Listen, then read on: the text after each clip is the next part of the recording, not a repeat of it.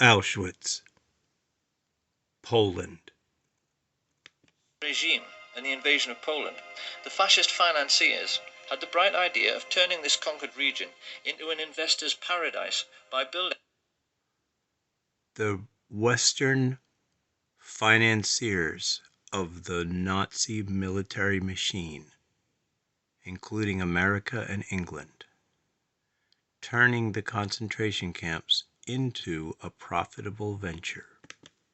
Building a Nazi concentration camp near the town and utilizing the slave labor available to drastically reduce their own production costs. Few people are aware of the gigantic scale of the Nazi concentration camp network and are blissfully unaware that the real purpose behind their construction was to make a profit for the rich. That is a picture of how many slave labor camps there were. That's why they stole all the gold watches, gold wedding rings and gold teeth fillings and melted them down into gold ingots.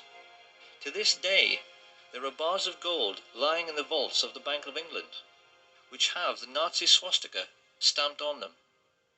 Gold stolen from Jewish corpses. The Bank of England was part of financing and running the slave labor camps that were built by the Nazis with American corporate money.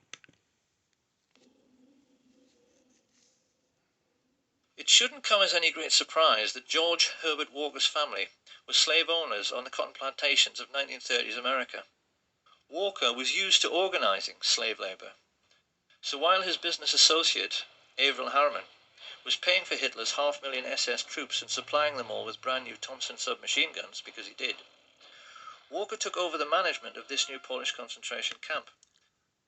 An American who is an expert at running slave labor in cotton fields is put in charge of the concentration camp slave labor.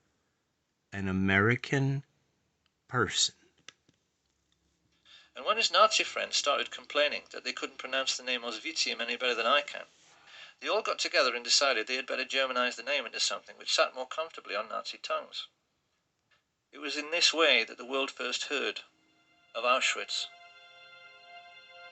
Because the truth about Auschwitz and the entire Nazi war machine is that they were essentially no different to McDonald's. They were American business enterprises abroad, businesses which the richest European families invested in, and businesses which, because of slave labor, made obscene profits, which Prescott Sheldon Bush took and placed.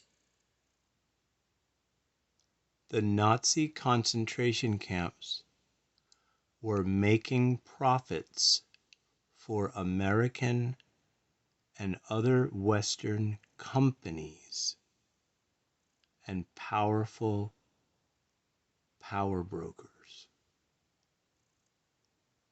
Those concentration camps were not profiting Germany as much as the ones who were building empires for themselves.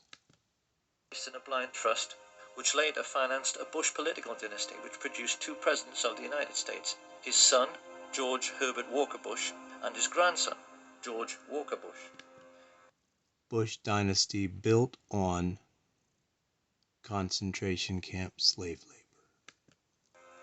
This picture of the railway leading into Auschwitz has, since World War II, become the iconic image of the Holocaust. To us it now represents something like the gate to hell. But how differently, one wonders, would we have looked at this image all of our lives if we had always known that this railway line was an American railway line laid by the Harriman brothers on behalf of Uncle Sam. The Standard Oil IG Farben cartel even made the Zyklon B gas for the Jewish Holocaust.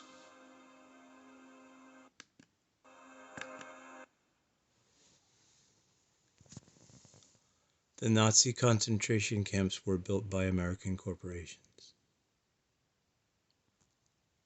This is an excerpt from the video Everything is a Rich Man's Trick, JFK to 9/11. It outlines why the JFK assassination, which was obviously not from one person, has never been properly publicized. Please watch this entire film. You'll find the link in this video description. My life has been heavily affected by this film. It is a good thing and an enjoyable and reasonable thing to know it because it helps you be real about your life and what is going on in this world. Peace be with you and your people and your life's work. Peace be with you.